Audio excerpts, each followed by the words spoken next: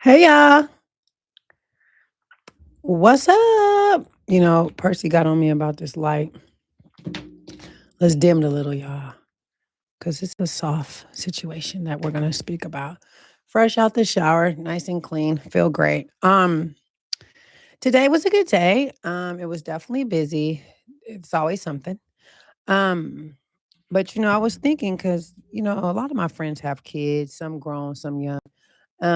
Some have tons, some have one, some have none, right? And so today's topic, I kind of just wanted to kind of talk about when a child kind of goes down the wrong path, does the parent feel like they fail? Or is it deeper than that? So when a child goes down the wrong path, did the parent fail or is it deeper than that? That's the title of today's topic. Um, I want to talk about this because I think a lot of parents struggle. I was scrolling the other day and I think I seen one of the little girls just completely disrespectful to her mother. And I was like, oh my God. I mean, on a different level. Like the little girl's probably 9, 10, and I mean, she just getting at her. It kind of went viral on social media. And I was just like, oh my God, I've never seen it. And so I was wondering, is that the kid's fault or is it the parent fault? Because see, my child know damn well. I wish I could look closer in the camera, know damn well not to talk to Dr. Stance like that. You understand? Limbs will be missing. Like I put in a post, I will be calling the police on myself because I'm for sure going down. I'm going down. Call the police because if it's my child and I birthed it, you ain't talking to me like that. It's no way. Um, Now as far as like for example, my foster youth, this is a business, so it's a little different when it comes to you know Um, it's a little bit different when it comes to pretty much working with foster youth. They have a sense of trauma, right? So, being I'm a professional, I have to be Dr. Stance slash mom slash TT, okay, slash big sis. So, there is a difference, supposed to my own child that I didn't birthed. Big difference, okay? Now, I'm going to start with a question that makes people a little uncomfortable. And it's kind of like, when a child grows up acting out, breaking rules, always in trouble, and maybe even head down the wrong path, is it the parents' fault? Did they fail? Or is it the easy answer people give when they don't want to look deeper? Now, I don't want the AI this because I was curious on what AI had to say. I call her Deborah. And it says, because everybody has an opinion when it's not their kid. That's so, so true. So many people without kids, maybe even with one kid, comment on people with three, four kids. Um, Somebody that has not had trauma, but when it talks about somebody that has trauma raising their kid, it's a whole line of stuff that could possibly, you know, just kind of be a uncomfortable situation. So everybody got judgment when they don't carry all that weight. So for me, I'm not here to shame no parents because that's just not what we do, you know, or we can't excuse that bad behavior from these kids. But I do want to know where it comes from. Um, it's kind of like we talk about the truth, but what kind that sits in the middle. So I want to pause for a minute and talk about me. What do people even mean when they say a bad kid? Is it a kid who talks back, skips school, gets arrested, um, or is it a kid who's hurting and doesn't even know how to say it? What's a bad kid? Let's define that because labeling a child as a bad kid is just easy. But we need to understand why they acting out, and that's when it kind of falls back on the parent. Now that don't mean the parent failed, but it just falls back on the parent. And so kids don't wake up one day and just say, "Oh yeah, I'm going to disappoint the world and I want to be a failure." No, it don't work that way. I think that um behavior is a communication. I think that um most of the time it's kind of like screaming something nobody listened to early on. So it's like a kid is screaming to help, help, help, but nobody listened. So it just turns into this disruptive, the disrespectful behavior, right? So it's called kind of like the parent blame game.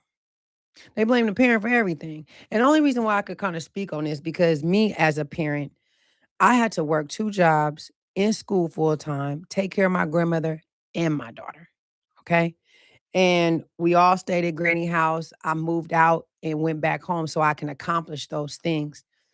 But my grandmother kind of retired. Her, finances wasn't covering her home. So somebody got to pick up the slack, right? Somebody got to help. And if I'm there with a child, of course I got to help. She's helping me help her, help me, help my child. But the issue that occurred because finances weren't in place, that I accidentally or inadvertently neglected my child emotionally. Okay. We might have lived in the same home. I might have, got off work, come home, but time I had any space or time to myself, I was selfish and spent that time for myself because you got to. If I'm working two jobs, I'm going to school full time, taking 4 to 5 classes. Okay. That's 12 to 14 units. Okay. On top of taking care of my kind of disabled grandmother, where does that leave my child? Yes, I'm doing right as a mother. I'm trying my best to create a legacy and a good life. But in the midst of that, I'm inadvertently neglecting my child. Let's just keep it 100. Thank God my child was afraid of me. And she knew I was bat poop crazy. Okay. But when you dig deeper, society kind of had me in a position to neglect my child. It wasn't intentional. I had to make ends meet. I had to. You know what I mean? And I had to make sure that we were good. I wasn't going to stay with my grandmother forever. You know what I mean? So I had to stack my money. I had to figure out daycare for my daughter, babysitting, and all of the. I mean, it was extremely difficult being a single mother, working two jobs, school full time, raising her and taking care of my grandmother, helping my grandmother. That was a lot. Somebody's going to get the short end of the stick. By the grace of God, though, I feel like my daughter watched me work hard, so she may not look at it as I neglected her. You know what I mean? But as a parent, I still felt as though we ain't talking about going to kick it and have fun either. Ain't nobody, you really ain't got time for that. You know what I mean? Like you have no social life, no dating life. You know what I mean? And that winds up getting you in trouble as well because at some point, I'm young. Okay, I'm in my early 30s. I want to still kick it. I'm a pretty girl. The guys are after me, but it's like shit. I don't have time for them. I got to go to work in the morning and be up at 5 o'clock. Take my daughter to daycare. It's a whole movement. Go to work, get up at 5. I don't get home till 9, 10 because I work two jobs, Kaiser and then Highland. And then Kaiser, then Alameda County. Like it was a shit show on top of in school, squeezing my classes in between. How could I divide me into so many individuals to have the mental capacity to be there for my child? Yes, she had a home. Yes, she had food. And honestly, by the grace of God, she had my grandmother. My grandmother picked up that slack, right? So I'll say this, society loves blaming parents, especially mothers, especially mothers. If a kid messes up, the first thing people say is, "Where were their parents at?" That's the first thing everybody say, right? And it's disturbing because it's like, I'm at work. I'm at work. I'm at school. Now, if you out in them streets getting high or getting screwed by randoms, that's a problem. Then we understand why your kids is acting the way they do. But if you're a mother like me that really was out here trying to be the best version of myself to help my child and do right by my child, the first thing you get offended when they say, "Where's the parents?" I'm here. Where you at? You understand? So don't nobody ask the questions, uh, were they working 2 jobs? Shit, was they battling depression? You know, were they raising the kids with no support? Were they parenting through trauma they never healed from? It's a whole line of questions that need to be asked. But does that mean that they failed? Or does it mean they were just human? So I really just kind of want to really talk about that because I know there's a lot of single mothers, even single fathers now. It's a lot of single fathers. I think I just did a clip on that on Instagram. Shout out to my Instagram, Turning Hustle into a Legacy. I think that I mentioned something about single fathers raising children alone. They're not built for it. That don't mean they can't do it.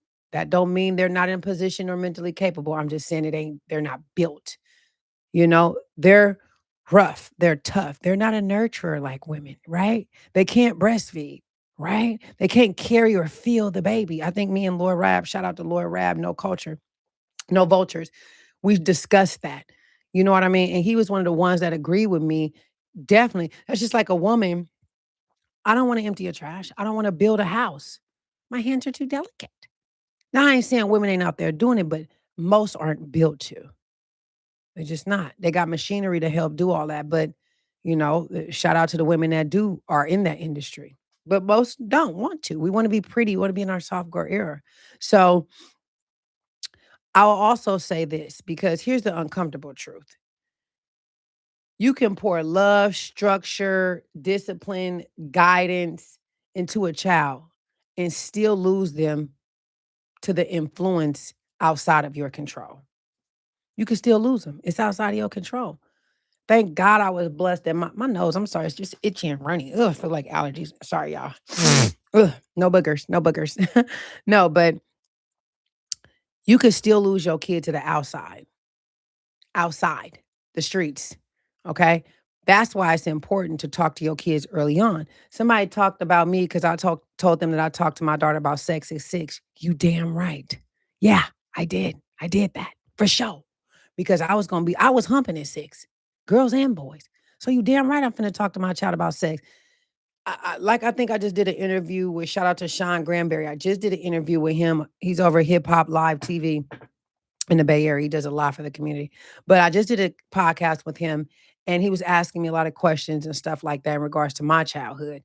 And being I was exposed to sex early on and exposed to drugs early on and exposed to, abuse early on, you know, fighting men and, people wonder, why I'm short-tempered. You know what I mean? Why my patience is low. Why I probably was a prostitute. You know what I mean? Like, let's just be real. Okay? My trauma led on into my adulthood. Okay? And so I think that, you know, you can try your best to raise a child. You can do your ultimate best. But when you raise them in the wrong environment, the battle gets harder. It gets harder. And a lot of people that's not from that environment don't understand. So not only are you trying to work to protect your cubs, you got to work to protect yourself too. That's a lot mentally. You know what I mean? The battle gets harder in the neighborhoods, in the schools, peer pressure, social media, music, violence, poverty. The list goes just on and on, you know? And a child can live in a loving home. Like, I mean, literally step into a world, that rewards disrespect, fast money, ignorance, and toughness. Because that's what we really live in. Let's just be clear. That's especially Bay Area, East Oakland, Oakland in general. Okay. The hood. That's just what it is. Shout out to my city, but it's just reality. It's factual. Okay. It's a tough city. It is. And so when you're raising a child in that environment, sometimes if you don't teach your child, the streets will. So you know, parents may be 18 years with influence. The world get access 24/7. That's just facts. Okay? We get that 18 quick years, but the world has access to your child 24/7. And that's just a lot. You know what I mean? So I'm gonna put my phone on silent, y'all, because so it's a little overwhelming when you hear that a parent has failed when shit they weren't handed too much to work with, and that doesn't erase the parental responsibility. Like you still need to be responsible as a parent. The way you talk to your child, you know, and I'm a big believer of this. Just because it's your child, you still have to respect your child. If you want respect, that goes to anybody. If you want it, you still gotta give it. It don't matter who it is. And that's even if it's your child. They have to respect you. You gotta respect them. That's just facts. You know what I mean? So let's talk about discipline versus a connection. Some parents were strict. I'll be honest, I wasn't a strict parent. The only thing I was strict on was school, education. That's the only and cleanliness. Those are the two things that I was trying to be strict on. But I'll even be honest, because I worked so much, it was hard for me to focus on her hygiene growing up. Now she don't shave her armpits at 17. She's gonna kill me for saying that. But in her mind, but I be having to tell her at 18, could you shave your armpits and your tootie pop? Like, what's that? She's gonna kill me when she sees this. But it's just the truth. And that's lack for me. And it be let me just even be more this will make her feel better, more honest. When I was a child, I wasn't with my mother after the age of 10, 11, I believe. I got taken from her around that time. Well, actually a little earlier because I was with my grandmother, but no, about 10, 11, within that age range. And my mother did try her best to teach me hygiene. But I struggled with hygiene growing up as well. I was a big girl and I struggled with my tootie pop. All of us had streaks in our panties, unless you had one of those parents that was on you. My mom worked, she tried her best to work, go to school, and she had me and my sister, single parent too. You know what I mean? Trying to pay the bills. So I had to figure it out on my own. And this is probably very open to say, but sometimes people need to know this. Like, because we'll talk about, oh, her tutu stink, or not me per se. I'm just saying, like, oh, her tutu stink, or she stink, but she probably wasn't taught to clean it. Facts. Because I didn't learn until girls talked about me. I didn't know. You know what I mean? It's a full-time job taking care of your tootie pop. Okay? A full-time job. Men, y'all be musty down there, but I'm saying it's easy for y'all. Y'all can pull out. We got the any. It's not easy. So I didn't learn about keeping my hygiene and doing right until I was later on, high school. When girls start talking about me, my cuckoo stink, or me leaving the bathroom, somebody come behind me and they like, oh, her cuckoo stink. And you know what? That taught me. I didn't learn it from home. The streets taught me, right? So I say that to say is as a parent, sometimes due to society and us trying to survive, we do neglect those things. And it's not intentional for some of us good parents. It's just life is lifing, right? So, like I said, some parents were strict, some parents were soft, and some parents was just exhausted. And I think I was just soft and exhausted and strict. I was all three wrapped in one. But I was strict on grades and hygiene. I was soft with letting her play her game all the time because now she's a gamer. Because I felt like that kept her attention. So I didn't feel so bad when I'm tired working 12 hours a day, 6 days a week. I'm like, put the game in her face. I failed straight up because I didn't have the mental capacity to give her me because I'm so exhausted from working, trying to create a living for us. You know what I mean? So I was exhausted. But I'll say this discipline without connection, it breeds rebellion. Okay. And I think the connection without boundaries, it breeds chaos. And then kids need structure, but they also need to feel seen and heard. I'm extremely grateful that my child felt seen and heard, but she might have been scared because I was always yelling, short tempered, right? So I feel like a lot of the times us as parents struggle with seeing our children. Now, when you come from a two parent home, it's a little easier.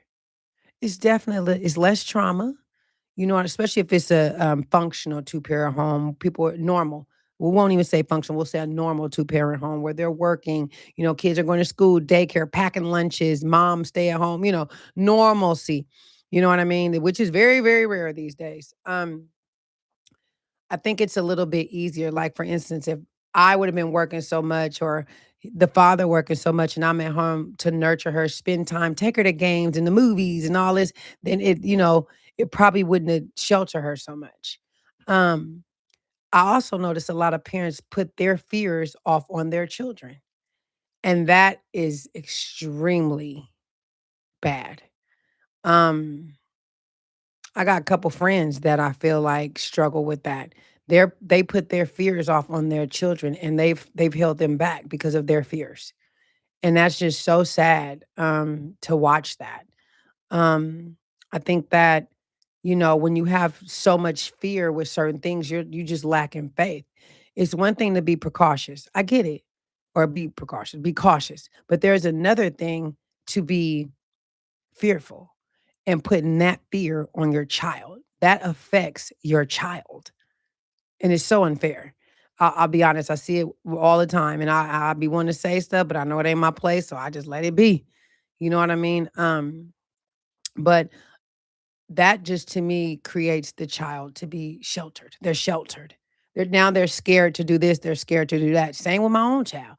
Let me tell you something. When I was 16, 15, I was still in cars at 13, 14. Okay, I couldn't wait to get a car. Wait to get a car. I got my first car at 16. Oh my God. I used to sneak out just to go drive around the corner and do speeds and come back and just do nothing. Waste gas. And you turn around and look, where's the gas money? I ain't got no job. What am I do? Right? So I think that these kids are just built different. A lot of the social media is taking over.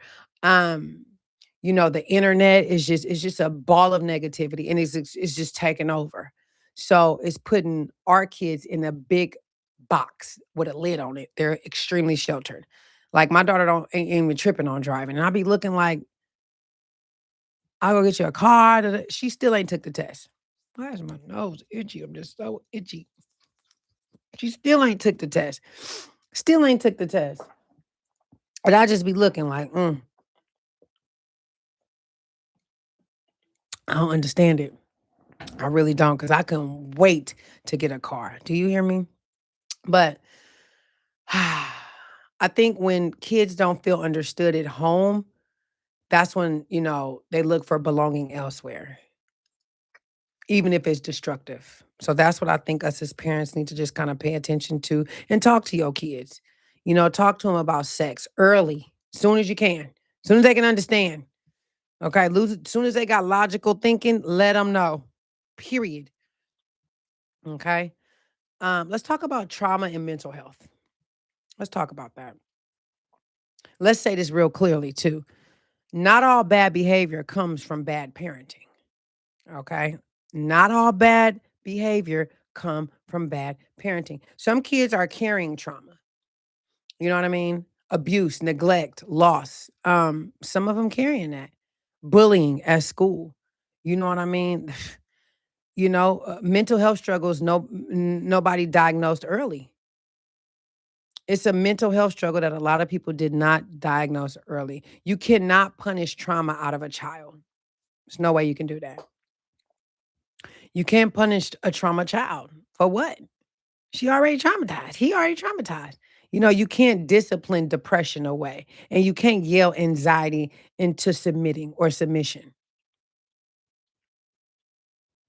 I feel like a lot of parents didn't grow up knowing how to identify or address these issues because nobody did it for them.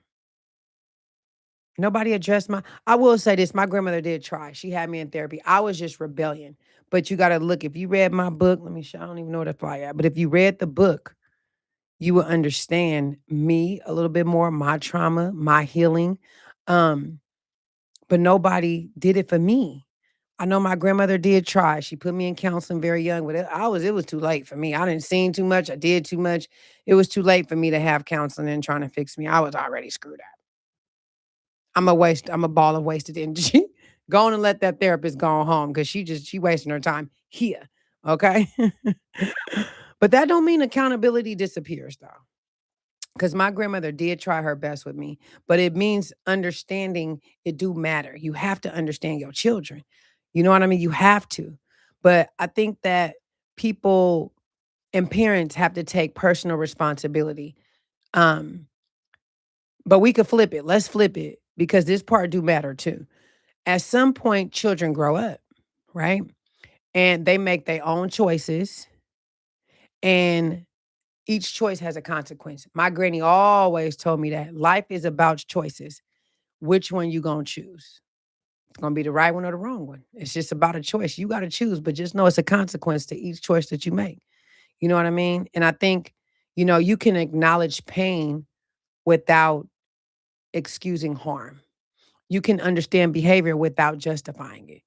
And I think I deal with that with a lot of the foster youth. At a certain age, accountability does shift. And I think that parents guide, but the adult chooses. Shout out to Sister Andrea today. She called me in regards to her daughter. And she was like, could you talk to my daughter, Dr. Stance? Because, she wants to do X, Y, and Z, but I'm telling her she should go to college and she should do this and do that.